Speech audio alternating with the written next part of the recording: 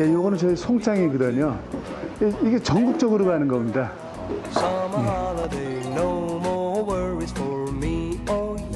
100마리에서 250마리 이상까지요. We're going where the sun shines brightly. 오늘 몇 통을 지금 배달하시는 거예요? 택배로?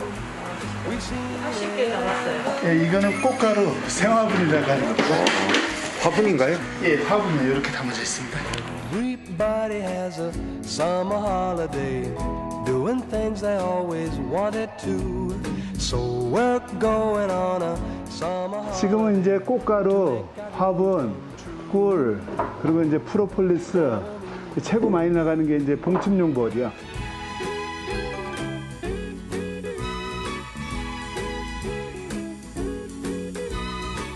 제 2003년도부터요. 그럼 몇 년이나 되신 거죠? 지금 이제 한 15년 되는 겁니다. 처음 할 때는 이제 저희가 한 통으로 시작을 해서 이만큼까지 이제 읽어놓은 거거든요. We're going where the sun shines brightly.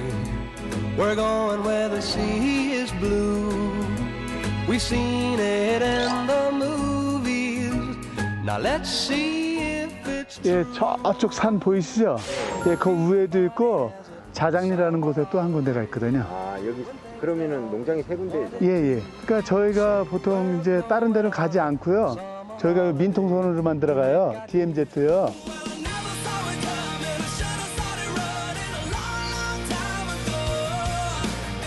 예, 봉침용벌을 잡는 거예요.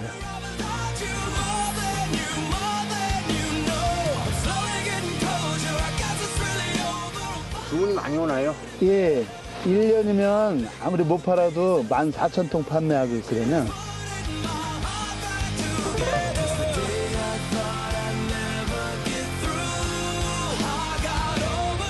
경상도, 전라도, 그다음 이제 서울, 인천, 그다음 경기도, 예, 제주도까지 다 가거든요.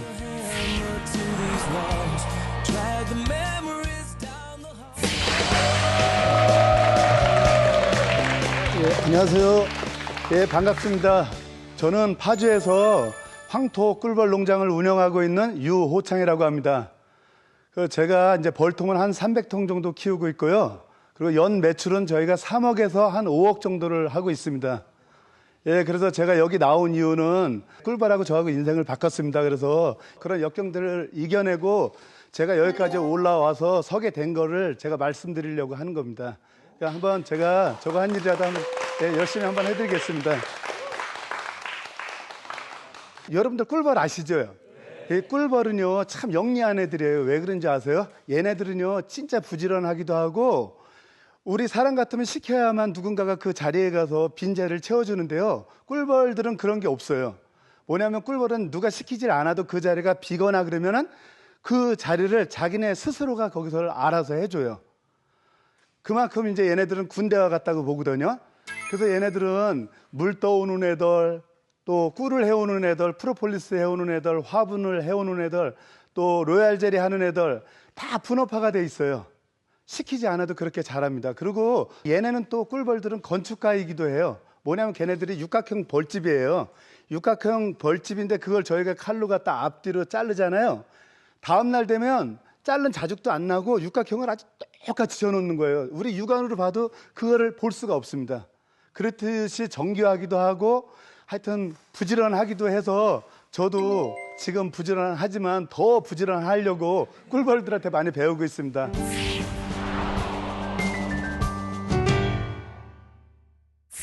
벌들이 생산하는 이 봉산물에 대해서 제가 한번 맛 좀 보여드릴 테니까요. 얘가 왜 그리 좋은지 한번 아실 거예요.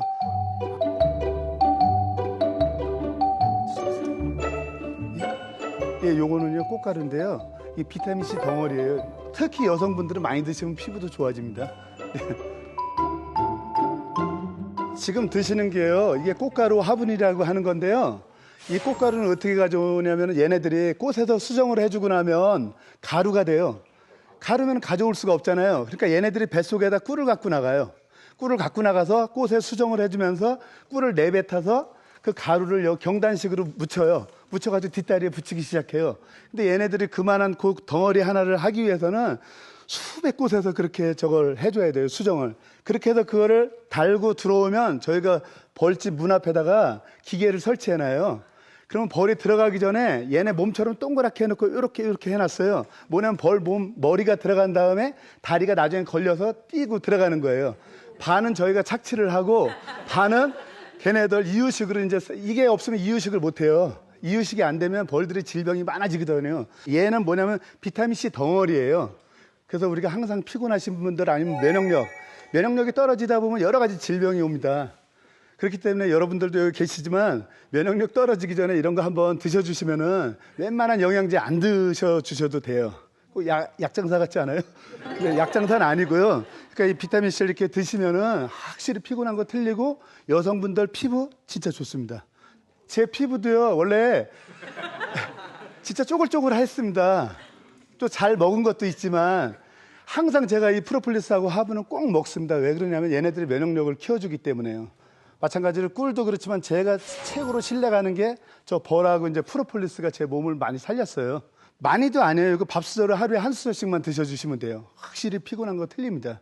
이제 제 본론으로 이제 들어가서 저는 진짜 너무 어렵게 진짜 태어나기도 어렵게 태어났지만 사는 것도 어린 시절 너무나 힘들었어요. 저는 친구들이나 누구 어디 앞에 가서 어릴 적 시절 얘기를 꺼내고 싶지가 않아요.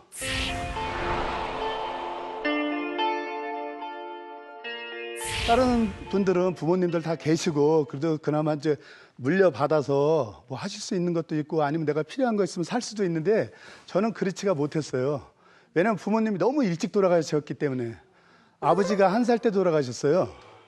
그리고 어머님이 이제 고등학교 2학년 때요.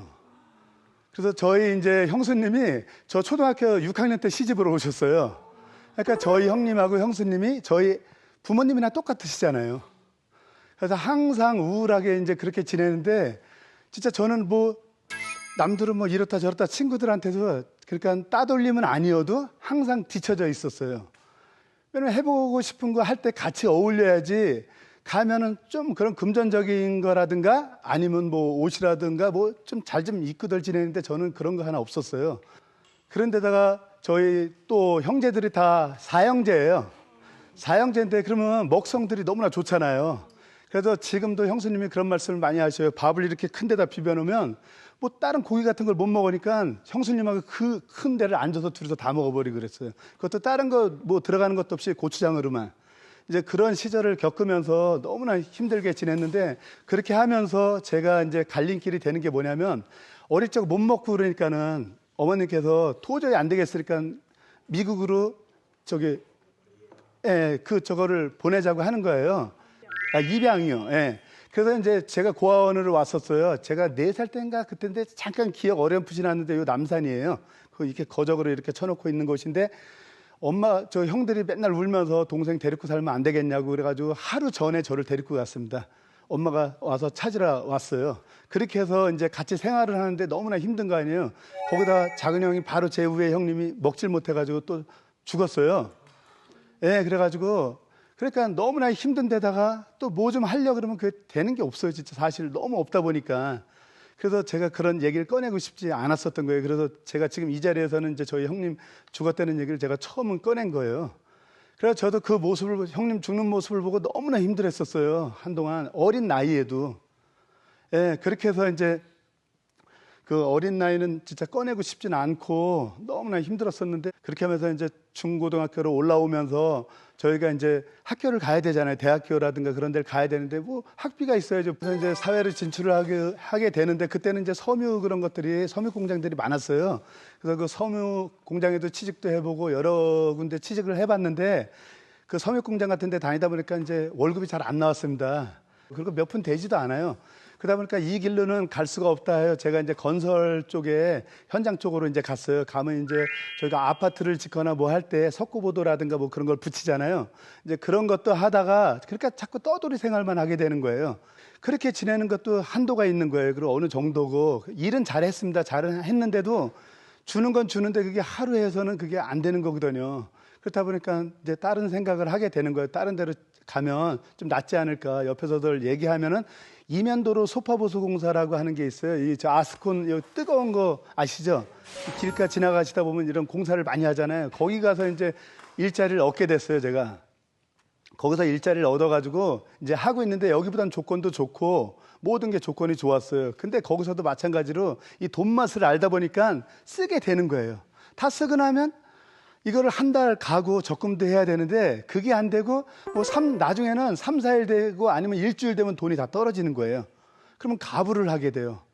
집에서 누군가가 부모님들께서 이건 하지 말아라, 뭐는 하지 말아라 그렇게 좀 집에서 교육을 시켜주셨으면 그래도 좀 어느 정도 알 텐데 전 정이란 거를 전혀 몰랐습니다. 불과 아는 것도 몇 년 전이에요. 이 가족이 소중하고 누가 소중하다는 거를. 왜 그러냐면 그만큼 저걸 했어야 되는데 저는 그런 게 전혀 없었어요. 너무 암울하게 지내가지고 이걸 뭐 어떻게 해야 되는데 그래서 이제 거길 들어갔어요. 거기서도 열심히 일을 하고 있다가 이제 저희 집사람을 제가 이제 만나게 됐어요. 그때가 34살 때예요.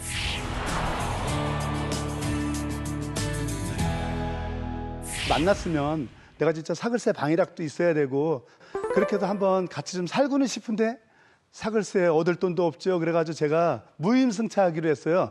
제가 어디 갈 데는 없고 저 사람하고는 살아야 되니까 어쩔 수가 없는 거예요. 그래서 그 사람을 살살살 꼬셔가지고 가평에 있는 이제 처갓집으로 가게 됐어요. 처갓집에서 이제 주말 부부로 이제 올라와서 일을 열심히 하고 있는데 그날따라 이제 포크레인 굴삭기 아시죠? 그게 맨날 저희가 뒤에서 작업을 하고 있으니까 가다가 이렇게 포크레인 붕대를 돌려서 뒤에를 보고 저희가 있나 없나 보고 확인을 해요. 근데 그날따라 이 포크레인 운전하시는 분이 술 좀 과하게 좀 드셨어요. 그날따라 이걸 안 돌린 거예요, 붕대를. 그래가지고 이 포크레인이 확 와버린 거예요. 그래서 제가 그 바퀴가 여기까지 올라와서 저를 밟았습니다. 그래서 나가 떨어지면서 허리까지 다쳐버렸어요. 봤더니 여기도 허리도 수술하래지 다리도 수술하래요.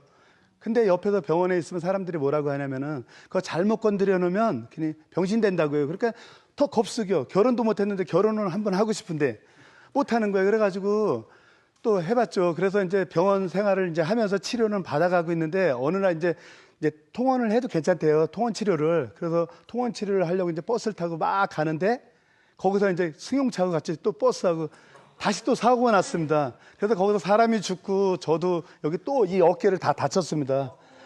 그래가지고 이제 또 병원 생활을 하면서 2년까지 했어요. 제가 더 있을 수는 없잖아요. 사실 돈도 그렇고. 없어서 이제 저희 처갓집으로 왔어요. 그때 장인어른 장모님이 연세가 많이 드셨어요. 그럼 시골이니까 잡일이라도 하시잖아요. 뭐 좀 하라 그러면 제가 허리가 너무나 아프니까 못하고 그 심정이, 그 못하는 심정 아시죠?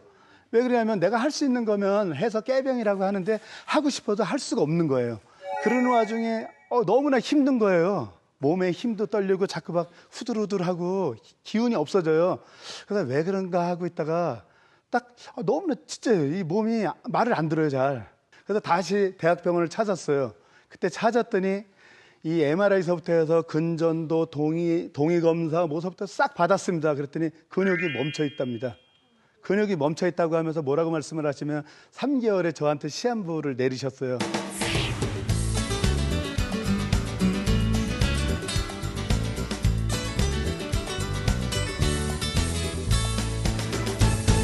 그렇게 해서 있는데 제가 집으로 전화를 드렸죠. 그랬더니 형님하고 형수님들 울고불고 난리시더라고요. 그러고 나서 있는데 의사 선생님이 또 뭐라고 했냐면 3개월 있다 죽기 전에 바로 그날서부터 안면 아사풍이 오고 다 안면 아사풍이라고 아세요? 이 눈을 감기지도 않아요. 반아스레백작이라 그래요. 그렇게 된대요. 그러더니 3개월 정도 딱 되니까는요 바로 이게 싹 입이 이쪽은 움직이고 반은 안 움직이는 거예요. 말도 못하고 이거 다 흘리고 눈은 그대로 떠 있고 그래서 그때 이제 춘천에 있는 한의원에 벌침을 맞으러 갔어요. 침을 맞으러 갔어요. 침이 좋다고 해서. 그래서 거길 다녔는데 15일, 20일을 다니는데 햇바람 불라고 하더니 나중에 햇바람이 좀 되더라고요. 그래서 의사 선생님이 이제는 안 와도 된다. 껌을 많이 씹으래요. 근데 전 푸룩푸룩 우기고 전 이거 안 됩니다. 그래서 며칠 더 가서 이제 침을 맞았어요.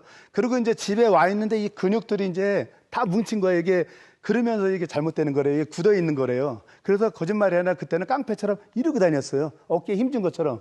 남들이 보면 뭐 진짜 어디 뭐 깡패가 와서 있는 것처럼 저 사위 될 사람은 저렇다고 하는 것 같더라고요. 그래서 딱 있는데 어느 날 이제 제가 힘들어하고 있을 때 처형이요. 이 어디 봉침을 배우러 다니셨나 봐요. 그래서 그걸 갖고 와가지고 저보라고 벌침을 한번 맞자 그러는 거예요. 그래서 아니, 저 여태까지 2년 동안 병원 생활을 했는데 의사 선생님도 안 되고 의학으로도 안 되는 게 저 조그만 곤충이 뭐가 되겠냐고 딱 그랬더니요. 아, 그래도 일단은 번져니까, 밑자에 번져니까 한번 맞아보라는 거예요. 그러면 한번 놔달라 그랬더니 이 무릎을 제가 그때 잘 못 쓸 때예요. 막 질질 끌고 다닐 때인데 반바지를 입고 있는데 여기 한 3방을 놓더라고요. 얼마나 아픕니까, 이 벌이. 이게. 그래서 딱 했는데 이 옷이 이렇게 벗어가지고 내려가지가 않는 거예요. 근데 2, 3일 있다 보니까 이게 분기가 좀 빠지는 거예요. 그래서 이게 나한테 맞나 보다. 그랬더니 다음번에는 며칠 있다가 일주일 있다가 오시더라고요. 오셔서 다시 한번 그러면 여기를 어깨하고 여기를 맞아보래요. 그래서 여기 9방울 놔줬어요. 이 뒤에다. 근데요, 이게 근육이 뭉쳐있으니까 이 독이 퍼져서 들어가려니까 우리가 주사를 맞으면은 그냥 주사하고 항생제 주사하고는 차원이 틀리잖아요. 그거하고 똑같더라고요. 파고 들어가질 못해요. 그러니까 너무 아픈 거예요. 그러다가 막 뒤척거리다가 제가 새벽 한 2, 3시에 잠이 들었어요. 그래서 9시 정도에 일어났는데 여기가 가벼워지면서 괜찮은 거예요. 그래서 제가 그때 그런 거예요. 아, 이게 맞다. 나한테는 이게 맞다.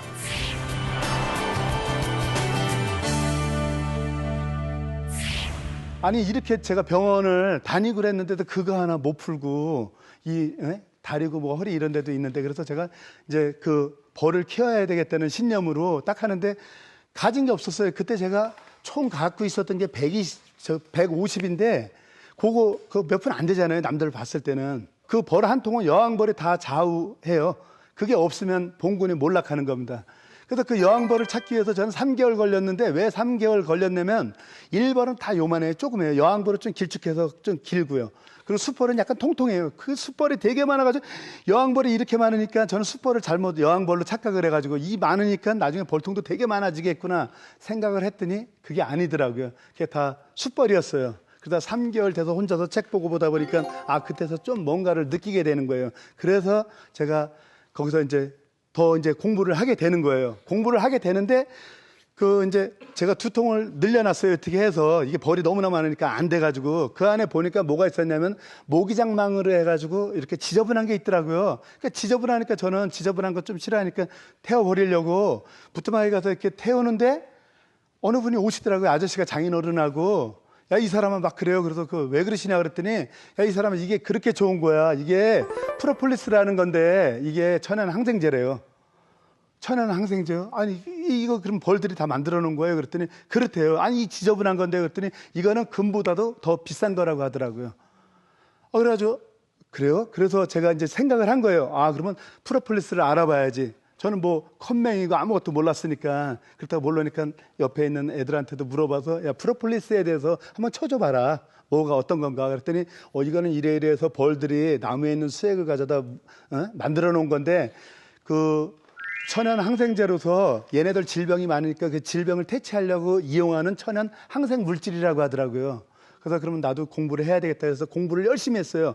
열심히 하면서 이제 벌도 키우고 있었어요. 벌도 키우면서 이제 하는데 다음 해가 넘어가면서 제가 20통을 만들었어요. 벌통을. 그래도 희한하게 운때가 된 거예요. 그래서 그걸 해놓고 이제 옆에 이제 분봉을 시키려고 하는 여왕벌통을 또 한 20통에서 40통이 있었는데 그날따라 가평에는 그 과수원이 되게 많습니다. 다른 꽃은 좀 난데 100꽃이 필 때는 다른 꽃이 없어가지고 벌들이 거기만 가요. 거기다 농약을 탁 뿌려버리니까 벌들이 와서 나댕그러 죽는 거예요. 그래가지고 저는 난리 난 거죠. 근데 그때 당시에 저기 장인어른하고 집사람이 좀 저 좋은 것 좀 뭐 좀 해준다고 버섯 같은 거 한다고 산에 채취하러 가신 거예요. 갔다 오더라고요. 그래서 아, 나 이만저만해서 지금 벌이 이게 농약 맞았으니까 이게 안 된다더라. 옮겨야 된다. 그래가지고 어떻게 해요? 떠나야 되는데 돈은 150만 원 딱 있는데 제가 이제 연고지를 정해야 되잖아요. 얘네들을 키울 때를. 파주에는 형님도 계시고 친구들도 있고 아는 지인분들도 있으니까 아무래도 낫겠지 하고 갔어요. 그래서 이제 밤에 다 싸가지고 차를 한 대 불러가지고 파주로 왔습니다. 산 쪽에다가 글로 이제 옮긴 거예요. 옮겼는데 하우스는 못 가져가요. 왜냐면 국유지 군인들 그 땅인데 여기서 요만해가지고 저기 그 놀 자리만 해놨었어요.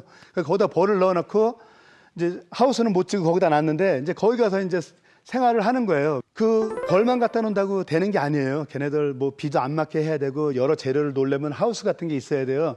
근데 11월 달 되니까 너무나 추워져 버린 거예요. 그 안에다가 텐트를 또 쳐놨는데 그러니까 형님도 기술은 좀 좋은 게 집 같은 거 그런 걸 잘 줘요. 하우스에다가 그냥 대충은 짓지만 어떻게 일반 집하고는 틀리잖아요. 그래서 거기다 안에다가 뒤에다 하우스를 하나 만들어서 또 그런 방처럼 꾸며주시더라고요. 그래서 거기 들어가서 이제 딱 들어갔는데 이거는 진짜 이거는 어떻게 어디다가 비교할 수가 없는 거예요. 그 추운 데다가 그 막은 데만 들어갔는데 그렇다가 전기가 들어오면 뭐 보일러 설치해서 뭐 되잖아요. 그것도 아무것도 안 되는데도 그렇게 행복할 수가 없는 거예요. 거기 들어가서 생활하는데 이거는 진짜 제가 여태까지 느껴본 중에 그런 건 진짜 처음 그런 환희를 맛본 거예요. 해서 그것도 거의 한 달 돼서 저희가 12월 달에 입주를 했어요. 거기도 입주나 마찬가지잖아요.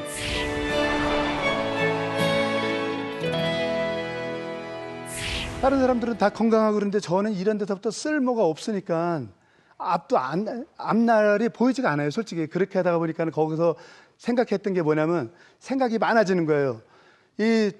우리가 꿀벌들을 위해서 해줄 수 있는 게 뭘까? 이제 그런 생각을 곰곰이 하다 보니까는요. TV 같은 데나 아니면 다른 데 이렇게 봤을 때 그 적조 현상이 생기잖아요. 바닷가에. 그러면 저거 황토를 뿌리잖아요. 그런데 착안을 해서 저희가 황토를 벌통을 개발하게 됐어요. 안팎으로 이제 황토를 칠하는 거예요. 그렇게 해서 저희가 특허를 내놨어요. 그러면서 이 판로가 있어야 되는데 판로가 없잖아요. 그러다 이제 3년이 지나면서 그 인터넷에 저 컴퓨터를 구해 달래가지고 그걸 하나 딱 갖다 놨어요. 저희가 판매를 하려면 내가 뭐 입소문으로 내는 것도 한두 번이지 제 거 다 좋다 그러지 나쁘다고 하지 않잖아요.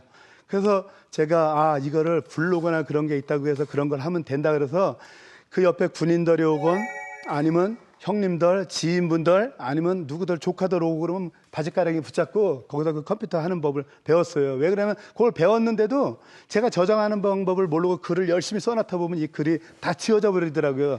그걸 엔터 해놓으니까 이게 오래돼서 그러나 봐요. 그래서 그게 없어지길래 이건 아니다 그래서 더 그런 것까지 배워서 이걸 내가 있는 얘기를 써야 되겠다 그래서 제가 이제 글을 쓰기 시작했어요. 제가 이 힘들었었던 일을 글을 올리니까는 한두 사람이 이렇게 사주기 시작하더라고요. 그래서 너무나 좋은 거예요. 너무나 좋은데 또 그거를 물건이 많이 들어왔을 때 저희가 택배를 해야 되잖아요. 택배를 저희가 버스로도 하고 버스 타고 집사람하고 둘이 가서 하고 그리고 비 오는 날은 택시하다 싣고 이제 갔어요.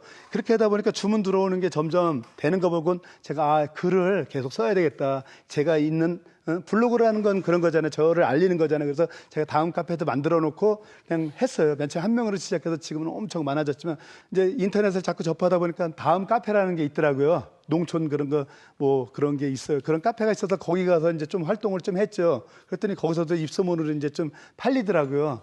근데 거기에 이제 PD님이 계셨던 거예요. 저는 몰랐는데 글을 쓰는데 그 분이 그걸 제 글을 보신 거예요. 사연을. 이거 진짜 이야기거리를 너무 좋다고 하시더라고요.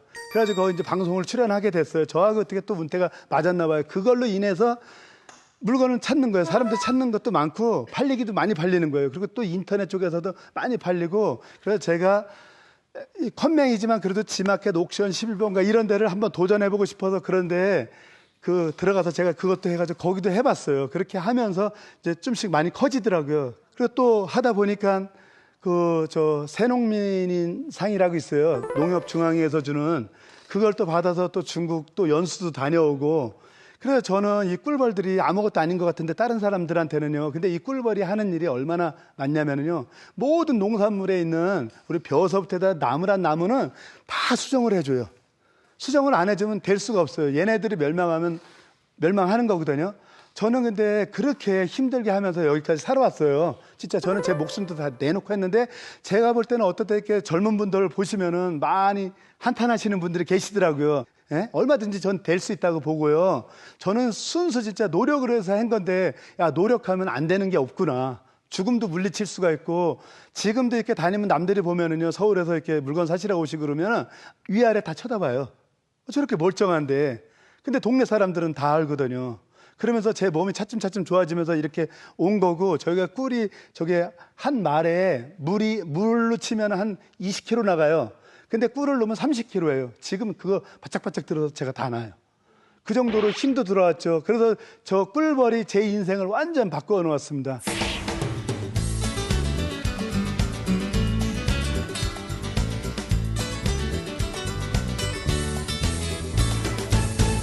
평생 죽을 때까지 꿀벌하고는 살겠지만 저는 제가 진짜 해보고 싶은 게 우리 농가들이요 생산은 많이 해놨는데 판로가 없어요 사실. 그런 거에 이제 도움을 대드리려고 제가 그런 걸 이제 앞으로는 그런 쪽에 이제 좋은 일을 해주고 싶거든요. 왜냐하면 제가 이렇게 어릴 때서부터 힘들이지 않았다 그러면 제가 그런 마음을 몰라요. 근데 제가 그런 걸 겪었기 때문에 너무나 아는 거예요. 저는 앞으로는 이제 어려운 분들이나 그런 분들한테 많이 도와드리고 하여튼 열심히 살려고 노력하고 있습니다. 하여튼 끝까지 경청해 주셔서 감사합니다. 네. 전국적으로 양봉하시는 분들이 많은데 그 황토 벌꿀 농장만이 가진 경쟁력 같은 게 있는지. 이거는 내가 움직일 때까지, 죽기 직전 움직일 때까지 할 수 있는 직업이 이거거든요. 근데 남들하고 똑같이 하면 안 되잖아요. 그래서 차별화를 둬야 됩니다. 차별화. 제가 아까 황토로 특허를 냈다 그랬잖아요. 남들만의 차별을 내기 위해서 황토로 벌통을 특허내가지고 그 민통선으로 들어가요. 전 거꾸로. 거기 들어가면 밤에는 군인들이 지켜주고 사람들은 나와야 됩니다. 꿀이 차면 저희는 가서 따요. 그러다 보면 양질의 꿀을 뜰 수가 있어요. 뭐 열흘이 걸리든 보름이 걸리든. 그러면은 우리가 쉽게 말씀드리면 엿을 골 때 자꾸 수분 증발을 시키면서 나중에 엿이 되잖아요. 꿀도 똑같은 거예요. 남들이 봤을 때 저 꿀이 그냥 들어왔구나 그러는데 그게 아니고 얘네들이 날개짓을 열흘이고 15일을 하면서 단단하게 이제 만들어 놓는 거예요. 그게 꿀이 되는 거란 말이에요. 그래서 저희는 그런 꿀을 드신 거하고 그냥 뭐 하루 이틀 2, 3일 만에 딴 거하고는 꿀맛이 틀려요. 벌써 그것도 차별화라고 저는 봐요. 그리고 남하고 특별하게 또 한 거는 제가 황토로 특허냈다 그랬잖아요. 그것도 내고 제가 특허도 또 다른 것도 있습니다. 이 프로폴리스라고 해서 프로폴리스 벌통이라고 해서 그것도 냈고 그렇게 했는데 그런 차별을 갖고 남들이 안 하는 걸 한다 그러면 될 수가 있을 것 같습니다. 그렇게 차별이. 예. 그래서 저런 좋은 것 때문에 제가 이렇게 이 자리에까지 오게 된 거고 저게 아니었었다고 했으면 진짜 어떻게 됐는지 저도 지금 생각해보면 진짜 까마득하거든요. 앞날이 어떻게 됐는지도 모르는데 어떻게 우연한 기회에 저렇게 된 거니까 여러분들께서도 앞으로 뭐 취업하실 분들도 있고 아니면 더 좋은 곳에 가시고 싶은 분들 있는데요. 그냥 다른 건 생각하지 마시고 그냥 가까운 데서부터 출발을 하세요. 그러면 아마 좋은 일은 찾아올 것입니다. 예, 끝까지 경청해 주셔서 감사합니다.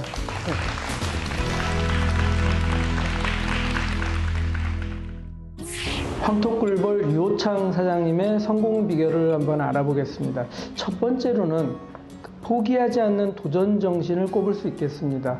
과거에 어려웠던 상황들, 육체적으로, 정신적으로 그런 모든 상황들을 극복하고 포기하지 않고 끝까지 밀어붙일 수 있는 그런 요소들이고요. 두 번째로는 벌꿀이라는 부가가치가 높은 틈새 시장을 공략했다라는 것을 생각할 수 있겠습니다. 벌꿀 부분에 있어서도 특히 거기 프로폴리스 같은 아주 특별한 분야 같은 경우가 그 사업에 큰 그 보탬이 됐다라는 거고요. 마지막으로 세 번째로는 그 컴퓨터를 활용한 적극적인 자기 홍보.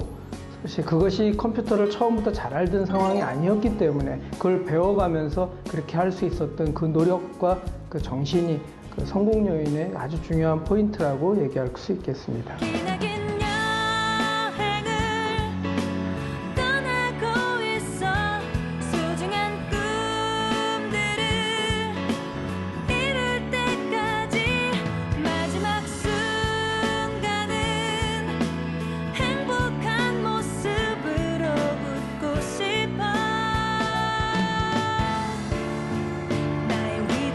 삶인가